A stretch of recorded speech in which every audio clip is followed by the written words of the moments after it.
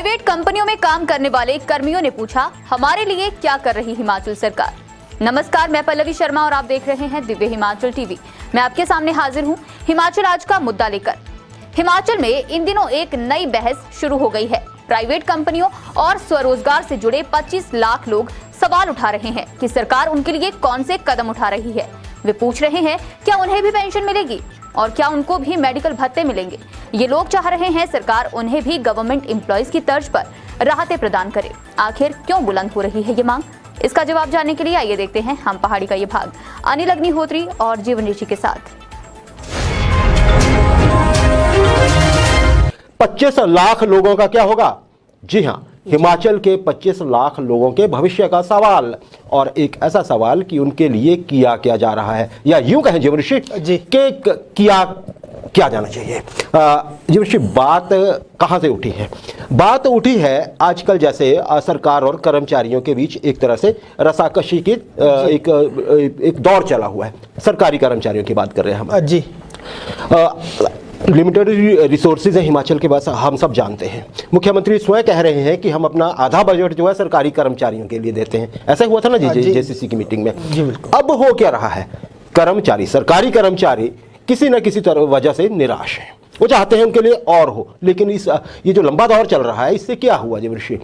जो दूसरा वर्ग है हिमाचल का, वह वर्ग जो सरकारी कर्मचारी या पेंशनर नहीं है, वो सवाल उठाने लग पड़े हैं कि अगर ठीक है ऐसा तो है, लेकिन हमारे लिए क्या हो रहा है जीवन ऋषि? जी।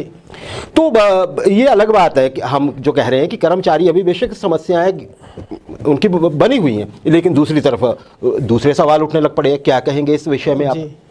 जी, बिल्कुल जायज़ सी बात है कि 25 लाख का आंकड़ा भी एक बहुत बड़ा आंकड़ा है, जो कि सरकारी कर्मचारी नहीं है, ना ही वो सरकार से पेंशन ले रहे हैं। ये स्वरोजगार से जुड़े हुए लोग हैं या फिर प्राइवेट कंपनियों में काम कर रहे हैं। तो लगातार ये लोग भी अब मसले उठाने लग पड़े हैं कि हमारे लिए सरकार क्या कर रही है। हालांकि इनका कोई सरकारी कर्मचारियों से कोई ऐसा नहीं है, ऐसा नहीं है जी, किसी से वैर विरोध नहीं है, लेकिन सिर्फ इनका यह है कि हमारा हक भी सरकार दे हमें। हमें भी इस तरह से सरकार कोई बेनिफिट्स दे या हमारे लिए कोई बड़ी अच्छी पॉलिसी बनाए। अगर हम एक तरह से देखें कि हमारे हिमाचल के सबसे बड़े औद्योगिक एरिया की बात करें, बीवीएन में तो 2.5 लाख के करीब हिमाचली काम करते हैं और उनको शिफ्ट में काम करते हैं, डे नाइट काम करते हैं। कई तरह की मजबूरियां, परेशानियां हैं, है ना? जी हाँ। तो फिर हमारी लेबर क्लास है जो कि रोज कमाकर शाम को 2 रोटी का जुगाड़ करती है। तो वो लोग भी सरकार से एक तरह से मांग उठा रहे हैं कि सरकार उनके लिए भी एक कोई ठोस नीति बनाए। हालांकि ऐसा नहीं है, कई सारी नीतियां चली हुई हैं, चाहे रोजगार गारंटी योजना की बात हो या कुछ और हो, वो चली हुई है। लेकिन अब इसमें ये लोग भी मांग उठाने लग पड़े हैं कि सरकार उनके लिए भी कुछ खास करे। जी जीवन ऋषि, अच्छा इसका आधार भी है।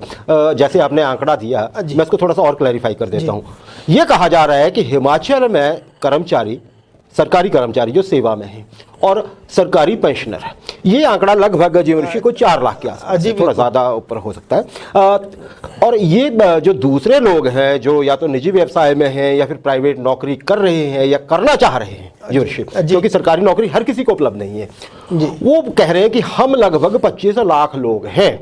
अच्छा, बात कहां से उठ रही है देवर्षि? बात यहां से उठ रही है कि जब देखिए ऐसा नहीं है कि सरकार जो दे रही है कर्मचारियों को, सरकारी कर्मचारियों को नहीं दिया जाना चाहिए, लेकिन जब नया पे कमीशन आने के बाद एक ये कैलकुलेशन हो रही है कि एक आम कर्मचारी को कितने पैसे मिल रहे हैं, और उसके बाद प्राइवेट सेक्टर में काम कर रहे लोग जब ये देख रहे हैं कि उतना काम करने के, उतना ही समय काम करने के हमें कितने पैसे मिलते हैं, तो फिर वहां से सवाल उठ रहा है। उनका ये कहना नहीं है कि आप कर्मचारियों को ना दे सरकार सरकारियों को, लेकिन वो चाहते हैं कि उद्योग और धंधे हिमाचल में कुछ इतने इस तरह से उभारे जाएं, उनमें कुछ ऐसा किया जाए, सरकार उसमें ऐसी फंडिंग करे कि वहां पे उनको अच्छी सैलरी मिले। बिल्कुल अच्छी सैलरी मिले, ताकि वो अपने परिवार का अपना एक पेट भी पाल सकें और थोड़ा सा रहन सहन भी थोड़ा ऊपर उठा सकें। नहीं तो 2 तरह के हिमाचल होते जा रहे हैं। क्या कहेंगे जीवन ऋषि, ऐसा उनका आरोप है?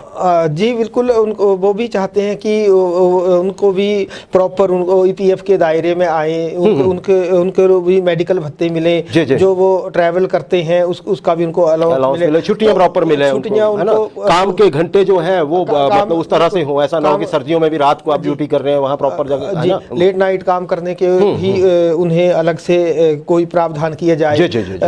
और भी जो बड़ी बात है छुट्टियों की या वीकली ऑफ है वो भी उन्हें वो भी प्रॉपर मिले। तो इस तरह से मांग उनकी भी जायज़ है कि वो भी एक तरह सेवा कर रहे हैं, एक जैसा काम कर रहे हैं। तो उसमें फिर वो उन लोगों ने कंपैरिजन करना शुरू कर दिया कि अगर कोई किसी फैक्ट्री में काम करता है और तो वो सरकारी उद्योग से जुड़े हुए या उपक्रम है उससे जुड़े हुए कर्मचारी से अपनी तुलना करने लगा है कि उन्हें उनके काम के घंटे कितने हैं, मेरे काम के घंटे कितने हैं, उन्हें कितनी सैलरी मिलती है, मुझे कितनी मिलती है, उनका बीएफ कितना कटता, मेरा कितना कटता है। तो ये एक तरह की नई चर्चा शुरू हुई है। दो तरह के हिमाचल की एक मानसिकता जैसे आप कह सकते हैं वो है। ऐसा हो सकता है कि सरकार कुछ देती हो या कोई नियम कायदे कानून बनाए गए हो प्राइवेट सेक्टर के लिए, लेकिन लोग शायद ये कह रहे हैं जीवन ऋषि कि अब हमें भी डायरेक्ट दिखना चाहिए, सरकार घोषणा करती हुई दिखे कि हमने प्राइवेट सेक्टर के कर्मचारियों को ये दिया, वहां पे इन उद्योगों में जो ऐसे कर्मचारी हैं उनके लिए ये फायदे होंगे, उनकी तनख्वाह इतनी थी वो इतनी हो जाएगी, और ऐसा अक्सर होते रहना चाहिए। जिससे यही कोई भावना है ना जी?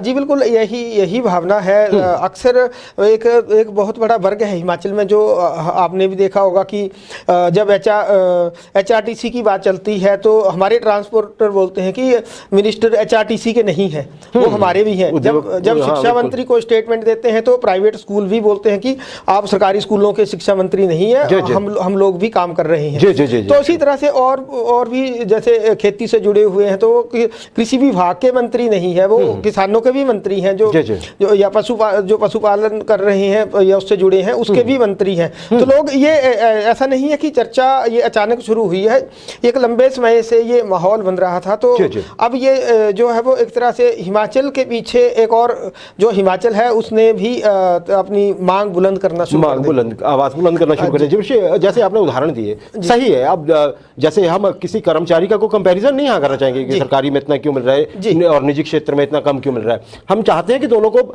मिले उतना ही, निजी वाले की भी हैसियत इतनी हो जाए जीवन कि उनको इतनी सैलरी मिल जाए जितनी गवर्नमेंट सेक्टर में मिल रही है। गवर्नमेंट सेक्टर में क्या मिल रहा है और वो ज्यादा है तो वो क्यों है, ऐसा हमारा मत नहीं है। आपने स्कूलों की बात की, पीछे कोविड का लंबा दौर देखा हमने, तो प्राइवेट स्कूलों को बड़ी फिक्र थी कि थोड़ा स्कूल बीच में खुलते रहे, थोड़ी सी फी मिलती रहे, अदरवाइज सही बात है अपकीपिंग कैसे करनी है। लेकिन जो सरकारी ढांचा था उसके लिए मुश्किल नहीं थी, वहाँ टीचर्स को भी सैलरी जो मिलनी चाहिए वो मिल रही थी, है ना जी। वहाँ स्कूल की मेंटेनेंस अगर होती होगी तो सरकार ने करवा देनी है। लेकिन प्राइवेट स्कूल्स का अपना एक अलग से इशू था, ये भी बात है उसमें कि फिर ये भी एक बीच में मुहिम चली कि जी फी क्यों देनी है या क्या देनी। तो अपनी अपनी तरह के दर, हर कोई अपनी ठीक है, लेकिन हम कंपैरिजन कर रहे हैं यहाँ पे निजी क्षेत्र जो है और सरकारी क्षेत्र जो, उसमें जो डिस्पैरिटी है। तो सरकार से ये उम्मीद बनती जा रही है कि आपका जो निजी क्षेत्र है उसके लिए भी कुछ ना कुछ ऐसी घोषणाएं हो, कुछ वादे हो और कुछ काम भी हो। वादे तो चलिए ना ही हो जाते हैं, काम हो जो दिखे और लोगों को लगे कि सरकार हमारे लिए भी काम कर रही है। जी अच्छा, एक ये भी सवाल है हिमाचल सरकार की, हम वर्तमान जयराम ठाकुर साहब की सरकार की बात करते हैं। उन्होंने हिमाचल में औद्योगिकरण को बढ़ाने के लिए, हिमाचल की आर्थिकी सुदृढ़ करने के लिए बहुत कोशिश की है, इसमें कोई दो राय नहीं। आप ये कह सकते हैं कि पिछली सभी सरकारों से ज्यादा इस बार हुआ। कैसे? इन्वेस्टर मीट एक उसका उदाहरण है। पहले 1 साल पूरा हुआ सरकार का धर्मशाला में, अभी 4 साल पूरे होने पे मंडी में हुई। हजारों, आप ये कह सकते हैं करोड़ रुपए के वहां पे निवेश आया या आने की स्थिति बनी हुई है जी। तो इससे एक चीज ये भी है कि ये कह रहे हैं युवा कि ठीक है हमें दिख रहा है कि यहाँ कुछ आने वाला है, हालात बदलने वाले हैं, लेकिन उनको लगता है कि समय तब तक बीत जाएगा जब तक उनके कमाने का टाइम रहेगा या उनकी स्थितियां सुधरने के मौके बने रहेंगे। तो जल्दी कुछ हो तो ऐसा हो, क्या कहेंगे आप? यूथ तो यही चाहता है कि जो सेकंड ग्राउंड सेरेमनी में जो घोषणाएं हुई हैं या जो MOU की बातें की गई हैं, हजारों करोड़ निवेश आने की बात की है, तो वो तो जब आना है तब आएगा। लेकिन जो बेरोजगार हैं या जो आगे बढ़ना चाहते हैं वो ये चाह रहे हैं कि सरकार उन्हें एड्रेस करे, उन्हें भी एड्रेस करे। उन्हें कोई ऐसा दौर आए कि उद्योग मंत्री सिर्फ उनकी बात करें, कोई ऐसा दिन आए, या शिक्षा मंत्री उन शिक्षकों की बात करें जो प्राइवेट स्कूलों में काम कर रहे हैं। लेकिन इसमें एक दूसरी तरह की बात भी है इसमें जो उद्योगों से जुड़ी हुई है कि हिमाचल में एक तरह से जो सामने आया BBN से जो हमें इनपुट्स मिले हैं, वहां से ये कहा गया कि हिमाचल सरकार तो कहती है कि 70% रोजगार दिया जाए और जी, उसको जी। सख्ती से लागू भी करती है, लेकिन देखने में ये आया है कि हिमाचल में जो स्किल लेबर है वो कम है। स्किल लेबर से आपका मतलब है कि किसी पर्टिकुलर जी, इंडस्ट्री जी, में इस तरह के जी, लोग चाहिए जी, जिन्होंने डिग्री या डिप्लोमा किया हो, लेकिन वैसे हिमाचल में कम मिलेंगे तो उनको तो कहीं ना कहीं से लाना है फिर। इसमें यह है कि जैसे हिमाचल है तो उसमें टेक्सटाइल में हिमाचली काम नहीं करना चाहते, टेक्सटाइल उद्योग में, कपड़े के उद्योग में काम नहीं उसमें काम नहीं करना चाहते। पैकेजिंग में ना के बराबर हिमाचली है। अच्छा, जहाँ पैकेजिंग होगी वहाँ भी नहीं, छोटा काम है। जी, फार्मा में हिमाचली जो है वो अपने आप को आगे ले जा रहे हैं। साइंस में यहाँ पे वैसे भी कॉलेजेस में साइंस की स्थिति अच्छी है, तो यहाँ सरकार को हम दोष नहीं दे सकते या उद्योग विभाग को, क्योंकि जब हमारे पास उस तरह मैन पावर ही नहीं होगी, जो स्किल मैन पावर नहीं होगी, तो उसमें उद्योग विभाग या सरकार करेगी भी क्या। तो ये दूसरी तरह की इसमें धारणा है। इसमें फिर ये हो सकता है कि जैसे अभी हमें पता है बल्क ड्रग पार्क आ रहा है या बाकी इतनी इन्वेस्टमेंट होने जा रही है कई तरह के, अभी हमें पता है नालागढ़ में एक बड़ा हथियार कारखाना भी लगने जा रहा है। तो जी सरकार का, आपका कहने का ये अर्थ है कि सरकार के विभागों का या सरकार का दायित्व बनता है कि उनको मद्देनजर रखते हुए स्किल्ड जो एक मैन पावर है उसको तैयार करे, उसमें हिमाचलियों के लिए उद्योग ऐसे इंस्टीट्यूशंस खुले कि उन उद्योगों को देखते हुए वहां पे एप्लीकेशंस मांगी जाए, शॉर्टलिस्ट हो जो लोग वहां पे काम करने के लिए तैयार हो और फिर वहां पे उनको वैसे ही तैयार किया जाए। क्या ऐसा ठीक नहीं रहेगा क्या? बिल्कुल ठीक रहेगा। जो आपने चीजें कही हैं उसमें सरकार का भी दायित्व बनता है कि ज्यादा से ज्यादा एक ट्रेंड जो वर्कर है या ट्रेंड कर्मचारी तैयार किए जाए इसमें। और लेबर क्लास में भी जो मजदूरी कर रहे हैं उन्हें भी उसमें अपने आप ये तो जरूर है करना होगा। ये तो हमें मानना पड़ेगा कि हम हिमाचलियों को अभी भी ऐसा लगता है कि ये काम छोटा है या ये काम बड़ा है। अभी भी जो हमारी लेबर है वो सेब तुड़ान नहीं करना चाहती, वो हम नेपालियों से करवाते हैं या फिर कश्मीरियों से करवाते हैं। कंस्ट्रक्शन में बिहार, सड़क किनारे हम देखते हैं नालियां खोद रहे होते हैं, वो हिमाचल के बाहर के लोग होते हैं, वो बाहर के लोग होते हैं। खुदाई का कोई भी काम हो हमारे यहाँ के लोग नहीं करना चाहेंगे। अब तो थ्रेशिंग है या फिर एग्रीकल्चर है, उसमें भी बाहर के प्रवासी मजदूर उसमें। अच्छा, फिर होगा क्या जी ऋषि, उसमें होता क्या, बाहर के लोग मुंह महंगा पैसा ले जाते हैं क्योंकि उनको पता होता है कि ये काम होना ही है और कंपटीशन हमें कोई है नहीं, करवाएंगे किससे? तो जाहिर सी बात है। जी जी जी, कंस्ट्रक्शन जो है वो तो बिल्कुल ही प्रवासियों पे अब निर्भर हो गई। अच्छा जी, इसमें ये भी है कि जैसे मान लीजिए सरकारी अगर कोई कंस्ट्रक्शन हो रही है, मान लेते हैं सरकारी, ये तो हो गया निजी क्षेत्र में या फिर जैसा है सरकार के, जो मान लीजिए कोई कंस्ट्रक्शन होनी है, कोई बड़ी बिल्डिंग बननी है, कुछ होना है, तो उसमें मोस्टली सिस्टम ऐसा है कि वो आउटसोर्स कर दिया जाता है काम, ठेकेदार को दे दिया, किसी को दे दिया। अब वो क्या करते हैं, वो बाहर से स्किल्ड लेबर जो पहले किसी और प्रदेश में वहाँ बाहर के लोग हैं उनको बुलाया जाता है क्योंकि उनको जल्दी से अपना काम खत्म करके पैसे लेने होते हैं। तो वहाँ भी एक दिक्कत आती है क्योंकि ये भी आरोप रहता है बेरोजगारों की ओर से या वो लोग जो निजी क्षेत्र में काम करते हैं कि जो सरकारी योजनाएं जब बन रही होती हैं तो वहाँ जितने समय के लिए वो तैयार हो रही है उतने समय के लिए भी हमें काम नहीं मिलता है। वहाँ क्या किया जा सकता है? जी, वहाँ लोगों को काम दिया जा सकता है, लेकिन उसमें हिमाचली जो हम लोग हैं हमें अपनी अप्रोच बदलनी होगी। उनको पहले तो ये देखना होगा कि प्रवासियों को वहाँ काम क्यों मिल रहा है। प्रवासी कंस्ट्रक्शन में भी हाथ डाल रहे हैं, वो सेब तुड़ान में भी हाथ डाल रहे हैं, छोटे से छोटा, बड़े से बड़ा, छोटे और बड़े काम को भी, रेहड़ी में भी आपको प्रवासी मिल जाएंगे। अब तो उन्होंने छोटे छोटे कुटीर और जो स्मॉल स्केल इंडस्ट्री है वो भी चला रहे, ठेकेदार बन गए हैं। जो लेबर एक साल पहले वो अब यहाँ एक तरह का कॉन्ट्रैक्टर बन गया है, तो उसमें अप्रोच भी बदलनी होगी।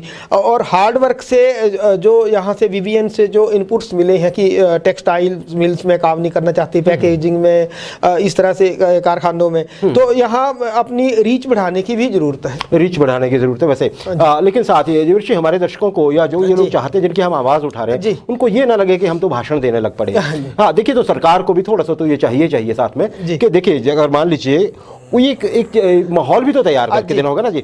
अब कहाँ पढ़ रहे हैं, जो कह रहे हैं कि स्किल्ड लेबर नहीं है, स्किल्ड मैन पावर नहीं है, तो हिमाचल का आदमी को बाहर जाके तो इतना रिसोर्सफुल तो है नहीं कि वो जाके कर्नाटका में पढ़ेगा या तमिलनाडु में पढ़ेगा, तो उसको हिमाचल में ही मोस्टली अपनी एजुकेशन लेनी पड़ेगी जब यहाँ पे इंफ्रास्ट्रक्चर ही ऐसा नहीं है ना जी। हम वही डिग्रीज लिए जा रहे हैं या हमारे इंजीनियरिंग कॉलेजेस की हालत अब आप देख लीजिए कितने स्टूडेंट्स बचे हैं वहाँ पे।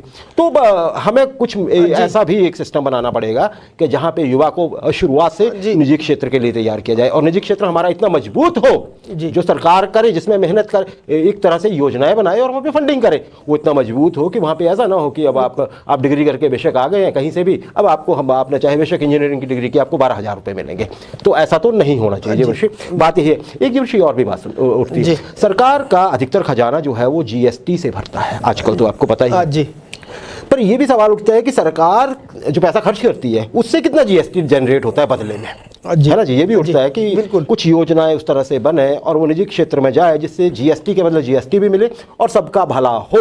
तो ये जबकि हमारे पास बड़े दिनों से एक युवाओं की या हिमाचल के उन लोगों की बात मांग आ रही थी जो संख्या में अपने आप को कहते हैं कि बहुत ज़्यादा, और जो दिखते भी हैं सरकारी के मुकाबले बहुत ज़्यादा है वो संख्या में। तो उनके लिए सरकार क्या कर रही है और सरकार को उनके लिए क्या करना चाहिए, ये उनके हक में हमने एक बात उठाई है। उम्मीद है सरकार इस पर ज़रूर ध्यान देगी, संबंधित विभाग भी सोचेंगे।